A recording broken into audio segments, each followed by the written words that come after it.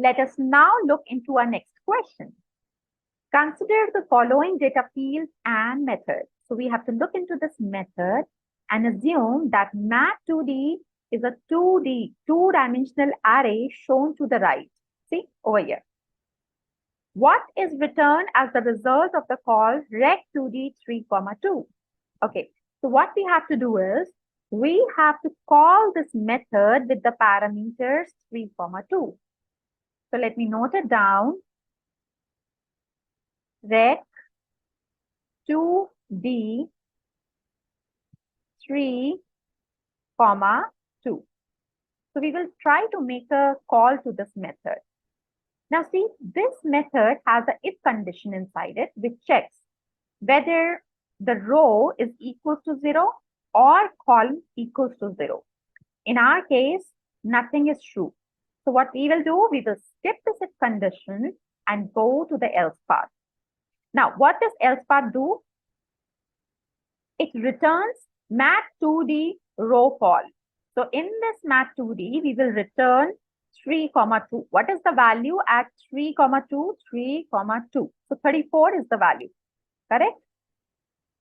So 34, next, plus.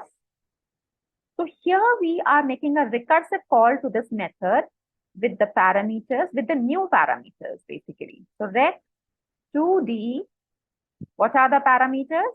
Row minus 1, call minus 1. So it is 2, 1. Now let's go back and call this rect 2d 2, 1. We will again check the if condition. In our case, once again, it is false. We will go to the else path and what we will do, mat2d 2, 1. So mat2d 2, 1 value is 22. So 22 plus, once again, a recursive call to the method, rect 2d 1, 0. Okay, so let's go back to the method and check whether this if condition is true or no. So if row is equals to 0, no, it's not, or call equals to 0, yes, it is. See, call value is 0. So in this case, we will have to go inside this if condition and return mat2d 1, 0, mat2d 1, 0, which is 18, right?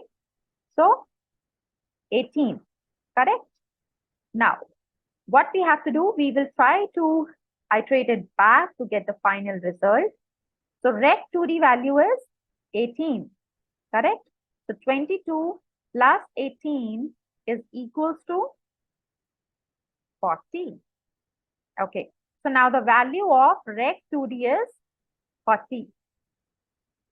Okay, so 40 plus 34 is equals to 74.